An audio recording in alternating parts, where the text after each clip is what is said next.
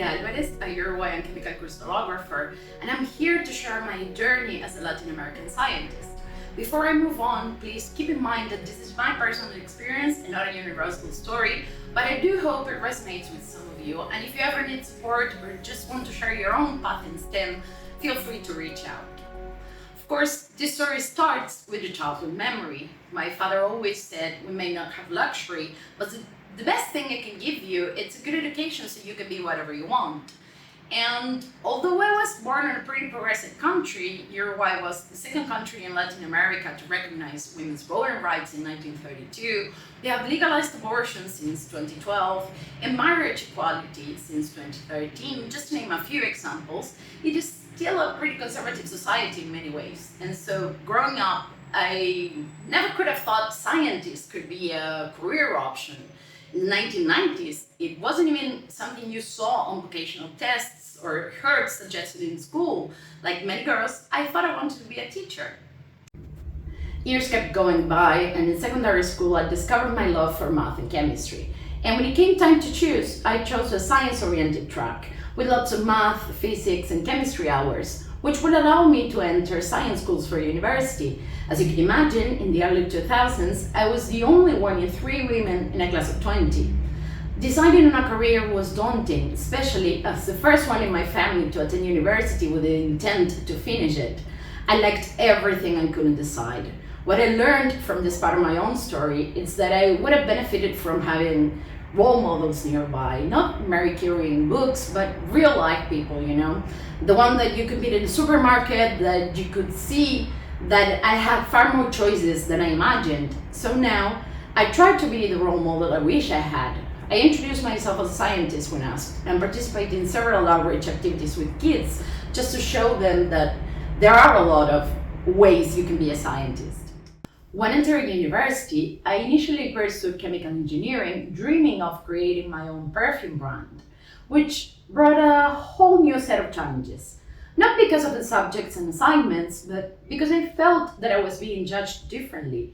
I was told it would be too difficult, so that I should reconsider how committing to such a demanding field would affect things like marriage and having children afterwards.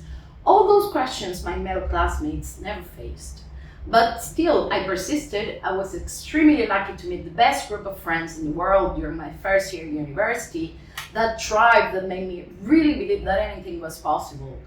Through this revolutionary time where you make a lot of decisions that affect your future in every aspect, the career path is just one more decision that you're supposed to be making, and that you don't realize how big it is until years and years later. Now looking back, I guess this is when the real journey to becoming a scientist began. In my 3rd year in university, I became a teaching assistant in inorganic chemistry. Later, I joined a bioinorganic research group working on developing new potential anti-cancer agents. I mean, what? I didn't even know that was something you could do here. We were designing new molecules rationally with one goal in mind. We went to the lab and tried to obtain these molecules. We characterized them to see if we were successful or not. And of course, at the very end of the line, the biological tests to see if they worked in the way we intended them to. And the best surprise of all, the research group was led by women. Strong and generous women that I will never be able to thank enough for their impact in my life, who not only encouraged me, but were always there for me. Women that opened doors and shared the way so that others wouldn't have to go through the same things.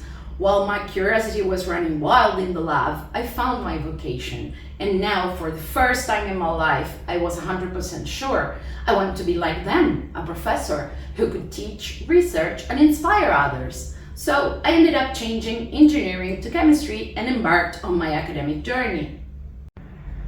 So going a little bit forward, in 2010, I took my first flight ever to attend a crystallography school in the US, not yet knowing exactly what crystallography was.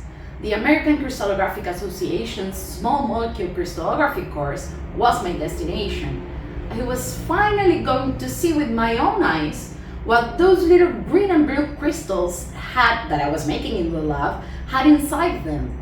So seeing the internal structure of these, my own crystals, was mesmerizing. From that point on, I only wanted to solve structures for the rest of my life. But I came back home and Uruguay lacked a functional refractometer. So again, generosity and collaboration paved the way. You always need help, you always need someone to talk to, you need to voice your concerns. So I ended up talking to a local mentor that convinced me that I could study crystallography despite the lack of resources in Uruguay, and perhaps even helping getting the technology back in the country. So a Brazilian scientist opened the doors of his lab for me, providing access to the technology I needed to come and absorb everything I could for as long as I needed to. Unfortunately, as a woman, I'm sure you've felt it too, gender discrimination was also part of my journey. My ideas were sometimes being dismissed, my presence was overlooked, I had to put up with uncomfortable jokes, and if I have to think of the worst experience in this regard, during a research stay abroad, my name kept being erased from a manuscript I contributed to. My supervisor had to fight to keep me in there, explaining that I was the one that did the work. Many colleagues have similar experiences or have witnessed firsthand from some form of gender discrimination in the academic journey. Many of us resorted to recognizing them, navigating them, and moving forward without letting them stop us. As a scientist, I am still working on the development of potential metallopharmaceuticals in the lab, only I changed from anti-cancer to antimicrobial use and enjoy collaborating with other groups in solving their own problems. The challenges never stop, but neither does the excitement. Science, like crystallography, thrives on collaboration, generosity, and interaction. So last but certainly not least, let's remember and be grateful for the women that came before us who broke barriers and propped open the doors we can freely go through now, and do not forget to open a couple more for those that come after us. Thanks for listening.